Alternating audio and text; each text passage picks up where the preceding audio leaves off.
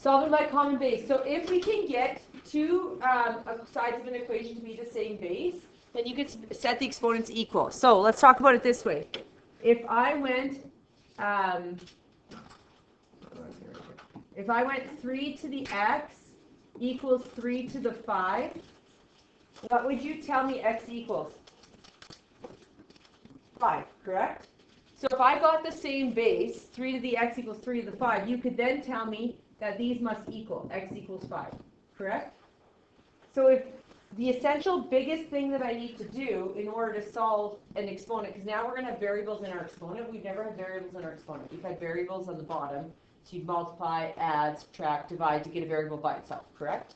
But now we have variables and exponents. So the key thing we have to do is get whatever the heck the base of that exponent is on both sides of the equation to be the same. Then you can just say the exponents must equal. So for example here, if I have 3 to the x equals 3 to the 5, x must equal 5. So this one here, I have, the first one I already have the base is the same. Make sure you're paying attention so it's easy. Solve the following exponential equation. So if I want you to solve, it doesn't matter what unit we're in, I need x equals some sort of number, correct? And then when I find out what x equals, I could always plug it back in and see if it was right, if the left side equals the right side. Solving has always been that way. So if I have 5 to this exponent equals 5 to this exponent, what can I say about the exponents then? They must be what? Equal. So some people say I cross off the bases. No, you don't. You just write the exponents equal. So 2x plus 3 must equal 7. Everyone paying attention, writing it down? So bases on both sides of the equal sign are the same. We can then say the exponents are equal. Yeah? Now we can just solve like we were taught to solve in junior high. I need to move the 3 over first. So it's an adding of 3, so I'm going to subtract 3 to move it over. So I get 2x equals 7 minus 3, which is 4. Now I need to get the 2 away from the x. The operation that the 2 is doing is multiplication. How do I get rid of a multiplication of 2? Divide by 2. Oops, wrong with that. Divide by 2. And I get x equals 2. And then I just send it and hope for the best. Yeah. What I'm going to do is I'm going to check it with my calculator. We can check it algebraically, but everyone's going to check it with their calculator. Get ready, take out your calculator. So y1 is going to equal the left side of my equation. So I'm going to go 5 to the power of 2x plus 3. Is everyone listening? If your exponent pops up on your calculator, then you can just write it like this, and it'll pop that 2x plus 3 in the exponent. Okay? If your exponent does not pop up, you have a TI-83 calculator or some TI-84s. If it literally writes it like this with this symbol, do you see this? Then you're going to have to put the 2x plus 3 in brackets. So if your exponent pops up, you don't need the brackets. If your exponent doesn't pop up, you need the brackets. Okay? And then your y2 is going to be the other side. 5 to the power of 7. Then please go zoom 6.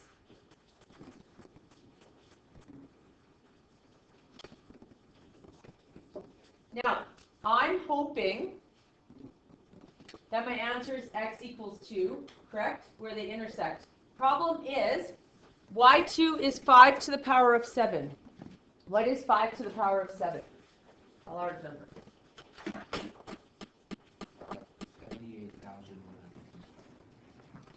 78,100? 78,125. So I need my y max to be bigger than that, or it won't, like this is just a horizontal line technically at 78,125, because I could just put that in instead of that, correct? So in order to get that horizontal line, my y max needs to be bigger than that. So you can make your y max be 80,000, let's say.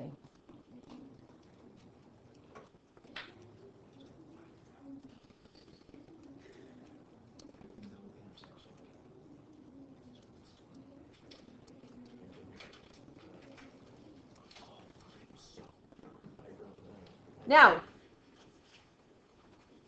you're going to go second trace 5, enter, enter, enter. Let's go second trace 5, enter, enter, enter. What do we get x equal to? 2. Do we care what the y is? No. So did we confirm we're right with our calculators? Yes. Okay, let's move on to the next one. All right, the next one is 49 and 343, and I need to make them be the same base. 343 isn't as obvious, but 49 can be made into what? 7 squared. Yep. Okay, let's try that. So 49, this piece right here, I'm going to make 7 squared. And then I rewrite the outside exactly the same. Okay? Now go 7 to the power of, let's say, 3, and see if we get 343. Or 7 to the 4, or 7 to the 5, or 7 to the 6.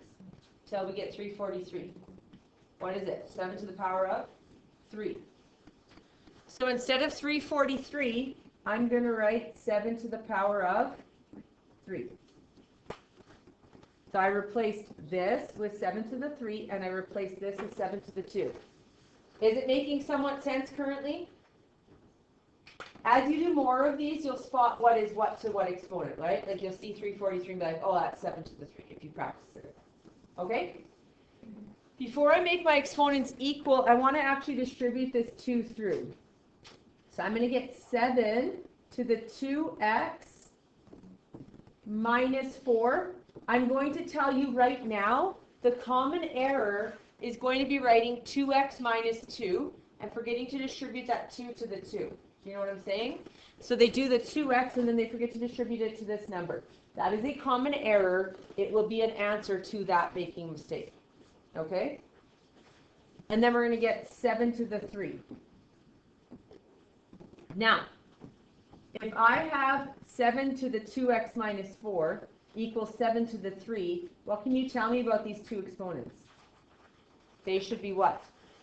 Equal. So in the next step, am I canceling the bases off? No. I'm writing my exponents equal, because in order for that, it should be true. Like if I had 7 to the x equals 7 to the 2, you would tell me, oh, x must equal 2. Correct? So same thing here. If I have 7 to the 2x minus 4 equals 7 to the 3, I should now be able to say 2x minus 4 should equal 3. Do we agree? Okay. Now I'm going to add my 4 over. And I get 2x equals 7. And then divide by 2. If the decimal does not, it repeats or it doesn't terminate, I have to leave it as a fraction. If it terminates, it's fine. 7 divided by 2 is 3 decimal 5. So can I write 3 decimal 5? That is an exact value to 7 over 2. They're the same.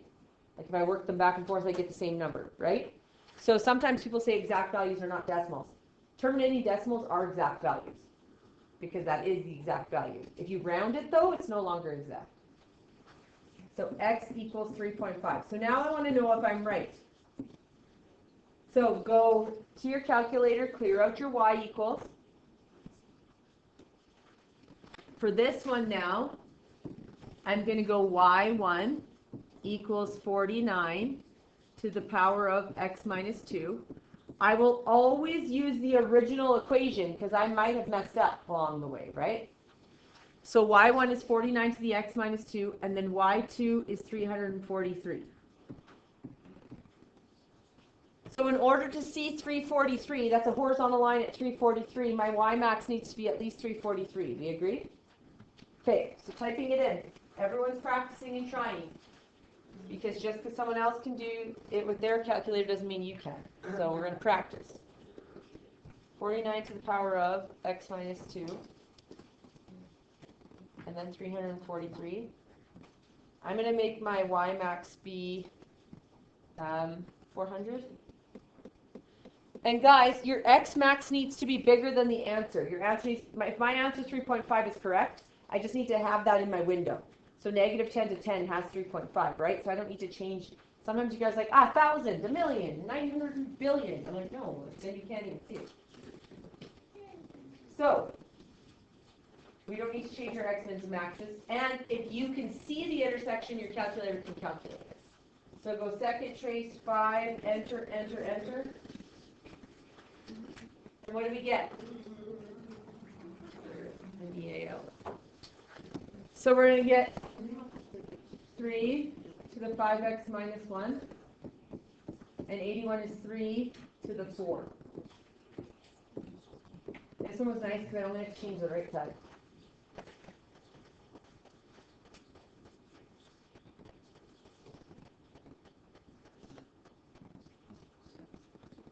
And I need to distribute. So I get 3 to the 5x minus 1 equals 3 to the 12x. Then what can I do? If we have base 3, 5x minus 1, base 3, 12x, we can now say what? Those should what? Anyone know? Starts with an E, equal. So we get 5x minus, whoa, aggressively hit marker. 5x minus 1 equals 12x. What happens when I have an x on both sides? Move 1. So I'm going to subtract the 5x over. So I get negative 1 equals 7x. And then divide by 7. X equals negative 1 over 7. Now you can turn that to a decimal, right? But what is it? So it just keeps going, correct? So we want to keep negative 1, 7. But when we find out where they intersect, it should be that same decimal. Okay? We're going to leave D for now. We'll do it in a second.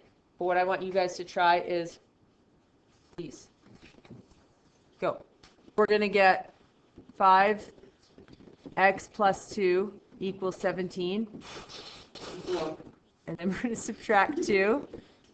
And we get 5x equals 15. And then we're going to do what? Divide by 5. So x equals what? 3. Okay, B. They're both base 2, so what can we do? Set the exponents equal. 2 minus 3x equals 7x minus 8. What do you do when you have two x's? Put them together. That's your first step. So I'm going to add the 3x over. And I get 2 equals 10x minus 8. Okay, shh.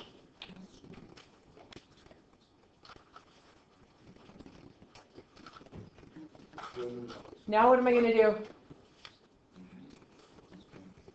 Add 8. So I get 10 equals 10x. Owen. Divide by 10. X equals 1. And you should know if you're right or not because you do y1, y2. Right? Find out where they intersect. Okay, C, what can I make them both be? Base what? 9. This one is 9 to the C plus 1. And 729 is 9 to the 3. Now we have the same base, so we can go C plus 1 equals 3. Then how do I get C by itself? Minus 1. So I get C equals 2. D, I have a base 5 and a base 25. What can I make them both be? Base 5 and a base 25. What can I make them both be? 5. So this one is already base 5. 25 is 5 to the what? 5 to the 2. To the A. So then I get 5 to the 4A plus 2 equals 5 to the 2A. Okay. If they're both base 5, what can I do now? Make them equal. 4A plus 2 equals 2A. Subtract your 4A over because you have 2 a's. 2 equals negative 2a. Okay. Divide by negative 2. A equals negative 1. Okay, we have 2 and 64. What base can we make them both be? 2. This is 2 to the negative t. 64 is 2 to the what? 2 to the? 64 is 2 to the what? 2 to the 6. 6. So now we have the same base. We can make our exponents equal. So negative t equals 6. Divide by negative 1. T equals negative 6.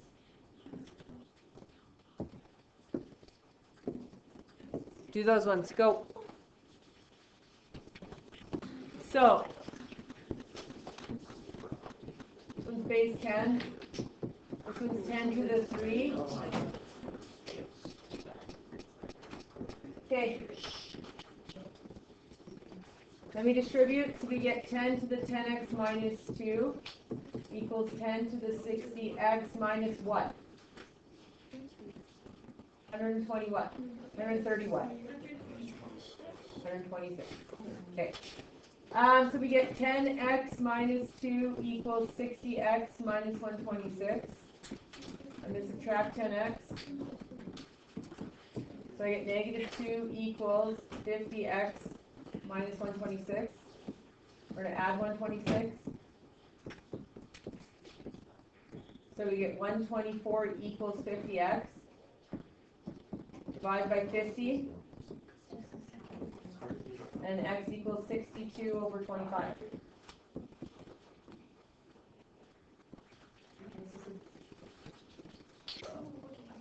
All right. What base can I make all of these be? This one's going to throw people's minds up. Base 2. So we get 2 to the x. 16 is 2 to the what? 2 to the what? 4. Square root of 2. Go back to grade 10. You were taught how to deal with the square root. What's the exponent on the 2? The exponent on the 2 is a 1. What is my index, the number that's here that isn't written? It's a 2. So in order to convert it to a rational exponent, remember you drop it underneath. So you would get 2 to the 1 divided by 2. So the square root of 2 is the same as 2 to the half.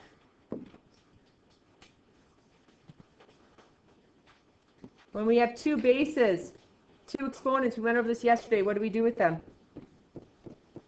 Two bases, two exponents. Add. So what's 4 plus a half? It's 4 plus 0.5. What's 4 plus 0.5? 4.5. Thank goodness. Someone answered that right. So we get x equals 4.5. H, we have to make two different bases. 8 and a 4. Can we make them be a 4? Can we make 8 be a 4? No. What base do we have to make 8 be? Both of them be base 2. So 8 is going to be 2 to the what? 3. Someone share whispered. Perfect. What is 4? 2 to the what? 2 to the 2. Like your whisper answers. Solid. 1 minus x. So we get 2 to the 9x equals 2 to the 2 minus 2x. Then set them equal.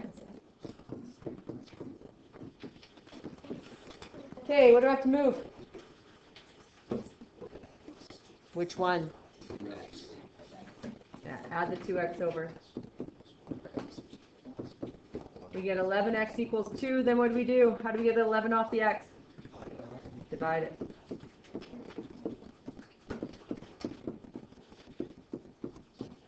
We're finishing the rest tomorrow. What's due tomorrow? You did something at the beginning of class. The rational sheet.